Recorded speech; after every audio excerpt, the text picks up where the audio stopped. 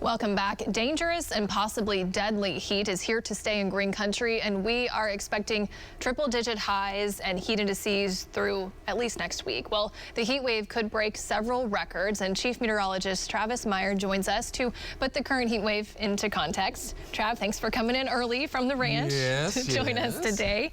Let's talk about how the heat is actually more deadly than tornadoes. Yeah, and people tend to forget this because we're talking tornadoes. So we have promos on TV here on Channel 6 talk about tornadoes, storm trackers going out and all that. And the biggest problem that we have right now is the fact that a lot of people succumb to the heat without knowing it. You know, with a tornado, you usually get warnings. Yeah, we're talking about warnings as far as excessive heat warnings, but a lot of people just don't really take that in consideration. It's like, it's hot, I'm gonna turn the air conditioner on.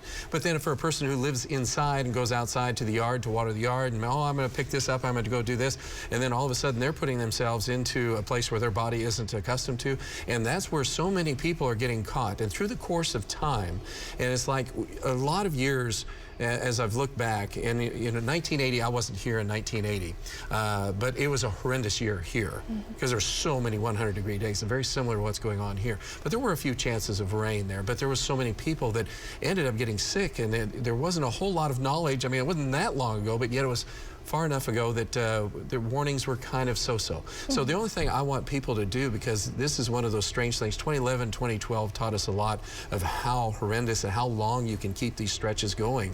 And so what we want is people to just really realize that it's going to affect you. And it's like, yeah, I'm hot, I feel miserable. But then some of these weekend warriors or people who go out and do stuff, myself, who goes out and does things, those are the people who are really susceptible, because you think you can do it, you still think you're a he-man, he-woman, whatever you want to call yourself, and you're in one of those positions where all of a sudden you don't realize and you just passed out. Yeah, you push it way too far, and then the damage is done, and sometimes that damage can last you the rest of your life. Yes. And you can have impacts from that for forever. Right. Our producer, Aaron, came up to me right before the show, and he wanted to know the difference between heat index and the actual temperature. He said the thermometer says 100, but why does it feel like it's hotter than that? You know, and yesterday it didn't. You know, yesterday was one of those weird days. It was 101 and actually felt like 99. You go, what? But it's the humidity. It's literally just the humidity. And if you can't cool off, and we had that, I think a doctor was on the show just a few moments ago, was sharing, like, when we're sweating, as long as we can sweat and the air is drier, that allows a cooling process going on, and that makes a huge difference. And you know, and when you have meteorologists themselves, and I mean, our own chief meteorologist from years gone by, Jim Giles, had heat stroke. He was out on his ranch, and he actually passed out while he was weed eating around a water body, a pond, basically. And he passed out. They took him in. He was off work here for over 2 weeks.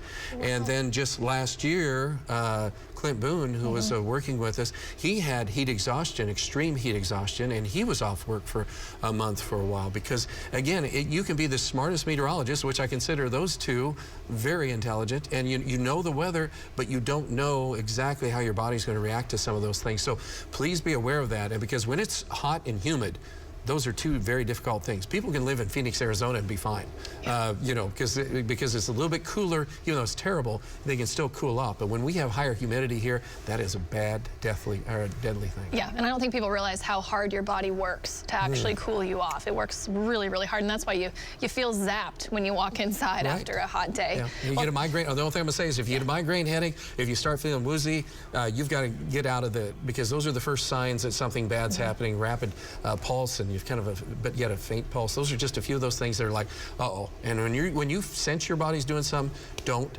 take any time off. Go cool them. Yeah. Well, thanks so much, Trav. We appreciate it.